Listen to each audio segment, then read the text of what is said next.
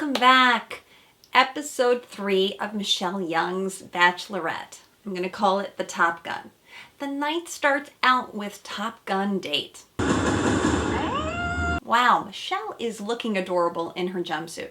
You can't blame Michelle though. She starts out the night, or the day, she's got to be feeling a little bit vulnerable from the night before. Last night was really difficult. I am honestly pretty hurt after the conversation I had with Jamie, where he brought up the fact that the guys were talking about me having a previous relationship with Joe, which I know is not true.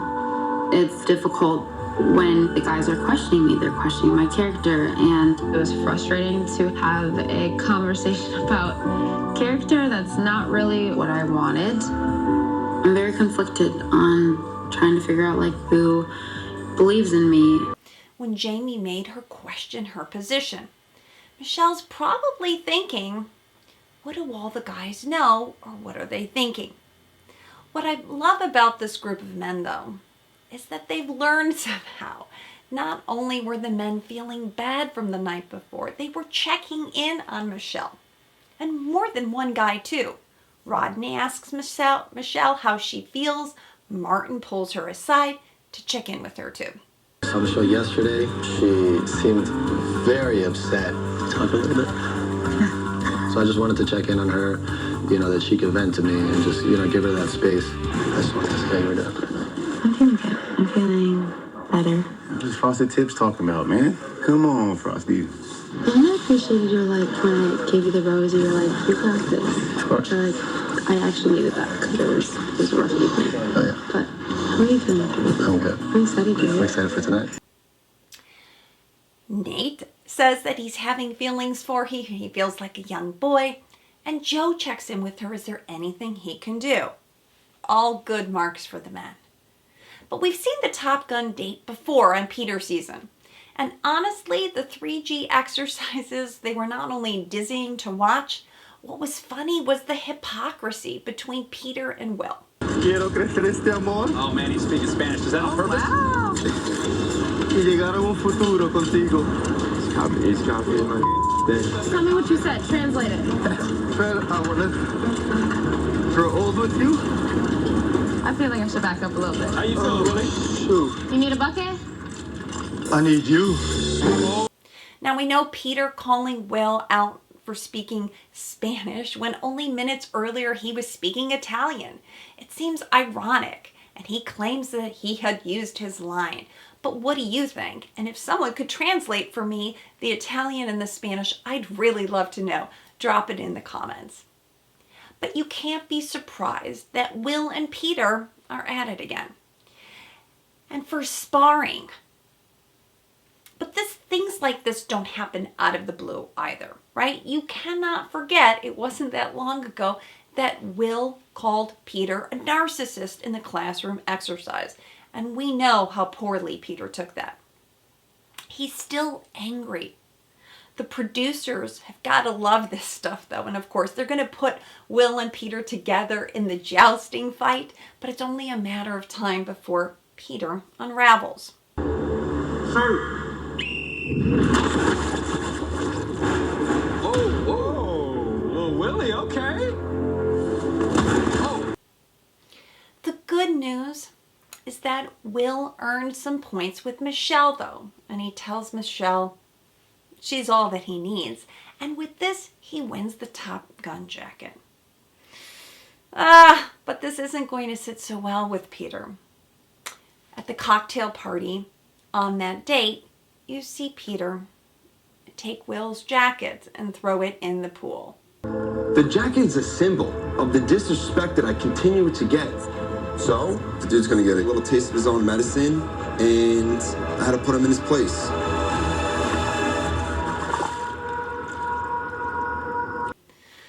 I'm yelling at my TV, saying, no, no, Peter, this was silly. I must admit, I was impressed with Will, though. He actually composed himself. And after spending some time with Michelle, when he comes back and realizes that his jacket is missing, he's visibly upset. But instead of going directly to Peter, the way they had in the last group date, He learned. And what he did do is pull a producer aside. And he really says, what the hell? But I get the sense in a profound way that Will was really saying, I don't have much that's my own. This jacket felt very symbolic to him. And Peter taking it in a moment of anger or a fit of anger was also disrespectful. And can we please get this man another jacket, for Pete's sake? Have the producer or the intern pull that puppy out of the water. But get the man a new jacket already. Now finally on the one-on-one with Rodney. And boy, let me tell you, that is becoming the apple of Michelle's eye. Because Rodney's sweet and charming and easy to figure out. In this circumstance, easy is good. Complex Jamie is difficult. What impressed me is Rodney's admitting his biggest fear is... My biggest fear in life is passing away before I become a husband and father. It's got to pull on your heart. At the end of the day, Rodney gets a weird date, let's face it. She picks him up at night. They're in the hotel kitchen. And like willing to let go. And then the business conference, he's running around naked. One couldn't say that this was the most romantic date. He gets his face copied in the copier, for Pete's sake. But despite this, Rodney thinks it's the best date ever. He's genuine and touching, that moment that they had together on the sofa. He clearly moved from friend zone to boyfriend zone. And the story of the night, though, is Jamie. Jamie, for the second week. At this point, it's left hanging over who's the rat. But Jamie could have come clean, and he didn't. He lied. The question is, what's behind the lying?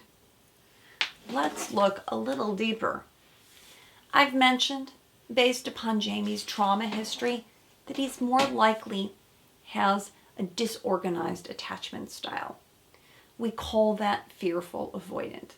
In many ways, the fearful avoidant is a combination of two types, meaning the anxious person, so they're going to feel triggered easily, have abandonment fears and worries, but they're also going to be avoidant, and they can kind of flip on you and be very cold. Remember in the first one-on-one date, Michelle herself said she felt like Jamie was a mysterious person. That's oftentimes a hallmark sign for people saying that they feel like the person is hiding something. So he's a mix of the fearful and the avoidant, probably again is the worst. But in many ways, this type is actually quite rare because, as we said underneath, there's usually a history of abuse, trauma. This could be sexual abuse, physical abuse, emotional abuse, and it would be very hard to imagine that someone with Jamie's history and having a mother that had such significant mental illness that he wouldn't be a more fearful, avoidant person. He did everything he could to try to overcome that, but this is a mountain of hurt that we see. Which brings us to the first group date that actually Jamie's on, and this is the poem date.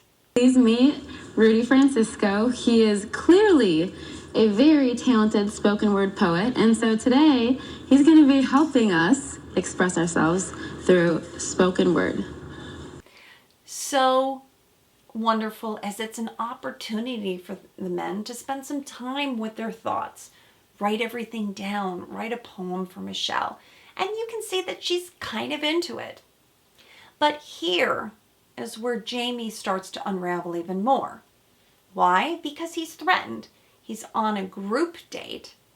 And like I said in my first video, it's when a person's in hot water that we see their true essence, their true color. He was in hot water on the rose ceremony because he felt like he needed to be the one to confront Michelle. But here now he's in a different amount of hot water, feeling like everyone else is doing the assignment but him. You can't help but think that he's worried that maybe it's only a matter of time that he's going to be found out. But here's where we start to see some unconscious acting out. I lost my book, so I'm just gonna have to spit from the heart here, and I hope it all comes out well. It's like telling the teacher, my dog ate my homework. It's disrespectful. What he's saying is, oh, I'll wing it and speak from the heart. But instead, Jamie gives us a TED Talk. He totally misses the assignment. But the other men and Michelle are taking the assignment seriously, putting their hearts into it, even Michelle disclosing her own feelings of feeling that she didn't fit in. But instead, Jamie chooses to tell a story. It's a big miss for me. No! That's a no for me. But the phrase that keeps coming back to mind when I'm thinking and watching Jamie, the lady doth protest too much, methinks.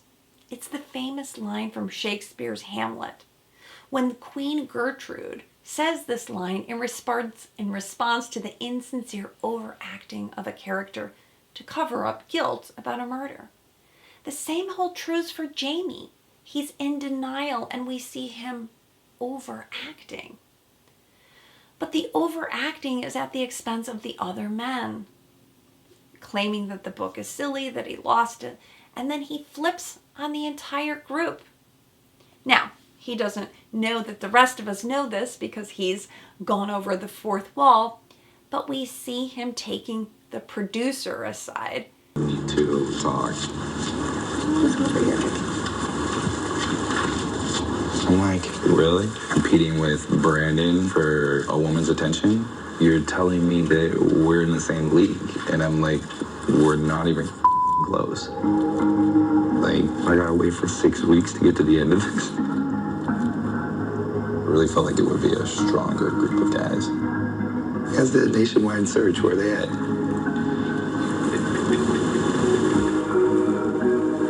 I think the challenging part with Michelle right now is that she's basically just in spring break mode. It's a little bit of a turnoff. If you genuinely thought that your husband was in the room, like, do you go spring break mode? I'm not gonna judge it. Doesn't mean I can't make fun of it. And being disappointed that there isn't more competition. Have we ever seen this before? No. And then it gets worse. He says that Michelle is acting like she's on spring break. Hello. The only thing that Michelle's acting is like she's fed up with Jamie. And the only thing that looks like spring break to me here is that there's some sand at the party and they're all in summertime outfits. But I love a good clapback, and Michelle basically said, well, you know, teachers are notoriously known for liking spring break. But despite all the bravado and the posturing, ultimately Jamie doesn't feel worthy and has to fear that he's going to be found out eventually. You'd have to wonder even what would a hometown date really look like. I always feel mixed about these situations because I feel like the show does not protect vulnerable people. I'm sure you can say, of course, they knew what they were getting into. But they do encourage them to share their stories. And there's something called a vulnerability hangover. The feeling you get, I don't know if you've ever had this, let me know in the comments below, where you've overshared or you've shared too much too soon, and then you recoil a little bit. And you might even feel resentful. But aside from Jamie's claims that he's the front runner, we see no evidence of this. I'm looking at a person who's staring me back in the eyes, and I can tell that she's like captivated. Everything that I set out as a goal for this date is exactly what happened across the board, and I'm thrilled by it. I think Michelle has a little crush on Brandon because he's very sweet. He has a very young, boyish quality, and he's clearly smitten. I'm crazy about this woman. She gives me butterflies. She gives me happiness. She brings out the absolute best in me. I think Brandon's going to go far in this season because he gets not just the first group date, but the second group date in a row. Now, let's get to the rose ceremony, where the guys finally start putting 2 and 2 together, and they're coming up with the rat.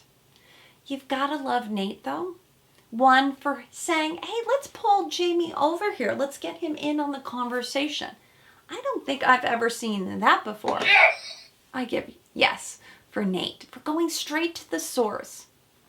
But now Jamie's trapped. He's stuck in his own web of lies, and we see him not being able to talk his way out of it. In fact, I call it gibberish, but someone asked me if this was called word salad. It's not. Word salad is when someone can't string words together. It's a confused or intelligible mixture of seemingly random words and phrases. This is more of a speech indicative of advanced schizophrenia, so it's not word salad. But I would call what Jamie's doing, originally I call it a defense mechanism, but I'm going to call it what it is, a web of lies. And here's where the web catches him. But before we conclude about Jamie, can we talk about Rick? Rick, the new foreman of the season, he confronts Michelle. By the way, all the stress that you've been carrying around is for nothing because none of us believe this. Ever question your character, I feel like that person could have done it for a few reasons, like trying to earn your trust and also trying to up themselves and put other people under the bus. Sure, we did see a few of the men actually when they were standing by the elevator talking about the scenario, maybe being aware about the Joe story, but none of the men are questioning Michelle and her character. And the fact that she's been so transparent and immediately confronting the situations, ultimately the men are trusting her. Now that everyone's catching on to Jamie, one of the fears of the fearful avoidant is being trapped, and Jamie looks really uncomfortable. But what I loved about our queen Michelle, and I'm going to give Michelle this crown, was her quickness in bringing this directly to the forefront and how she handles things. She confronts Jamie in the group, asks him what was said. He goes off again on a tangent, tries to deflect, putting words in Michelle's mouth, I thought. But Michelle, in her school teacher way, is not having it. Nope. Jamie, she pulls him aside, essentially confronts him. You broke the trust, and you have to go.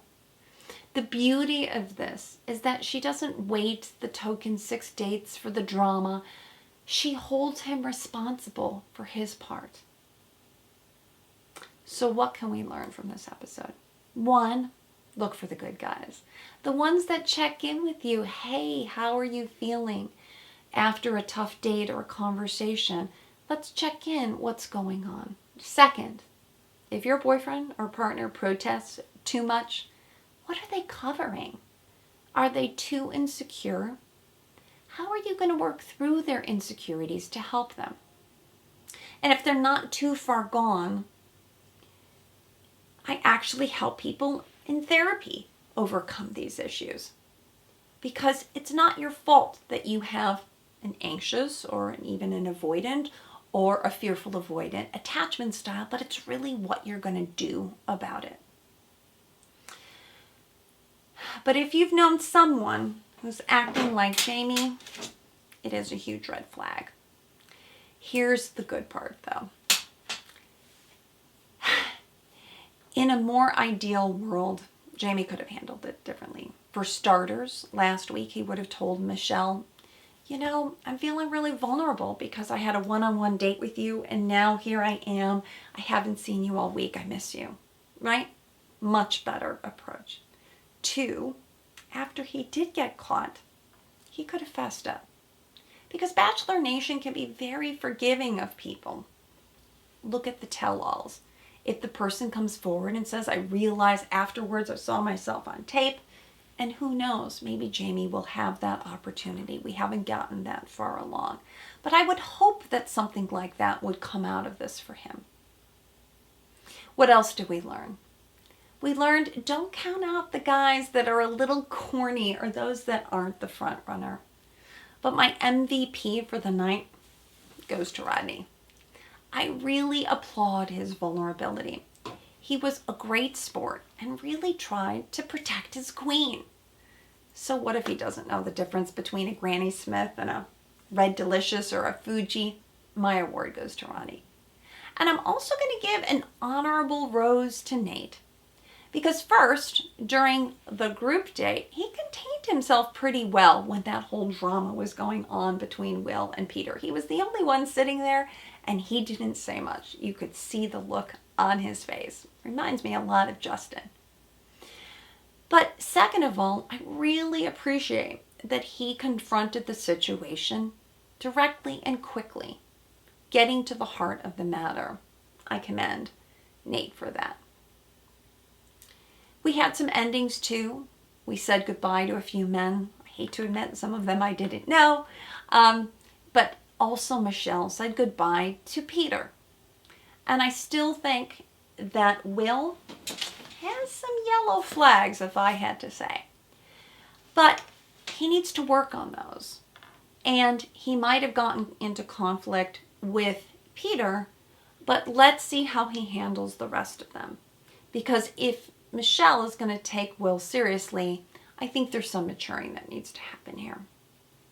But what we also learn from the men who let go is do so humbly, right? Go peacefully. Because people like Peter who think they're going to come on the show and proclaim that they're going to be the next Bachelor, we've heard this all before. And we know how the show works. It's really not about that. It's really about who becomes the fan favorite and who the producers like. That's for sure. While some people also gain great fame from the show, it's not necessarily the truth that that will happen, because it can work against you too. So all of that to say, will you accept my rose?